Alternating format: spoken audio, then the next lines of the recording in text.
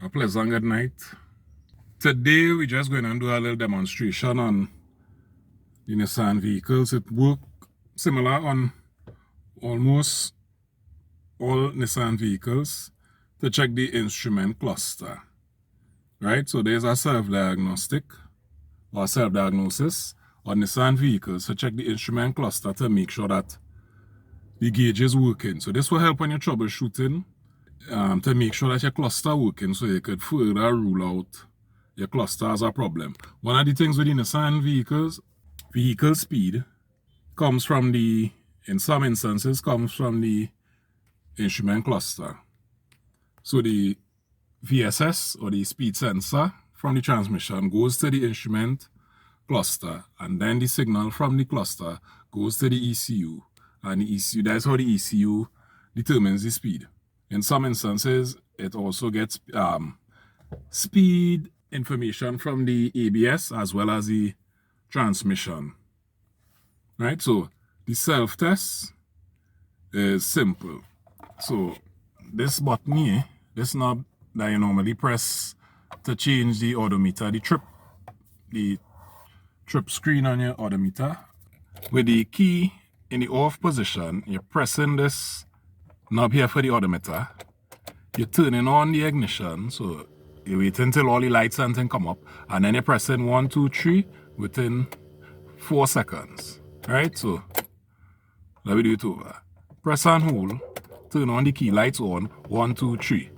Right, and if you watch now, you will see. Right, so watch the gauges when I press the odometer button again. So when you press this button, right, you see the gas gauge move, the speedometer move, as well as the temperature. Right, watch it again. Press it and hold, you see everything move. Right, you see the gas slide come off.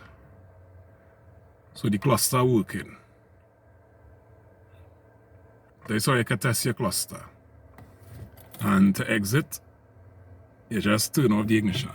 Right, so if you watch good there now with the light on, you see in the odometer, trip A, trip B, and everything saying 8. So that's how you know when you're in the self-diagnostic mode. And then you just switch off the key and turn back on, and everything as normal, right? So again, there's the button here. When you press this button normally, you just go to trip A, trip B, and then back to the regular odometer.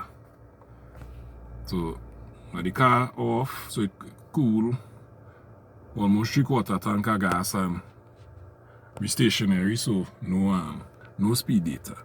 Right, so again, just to recap,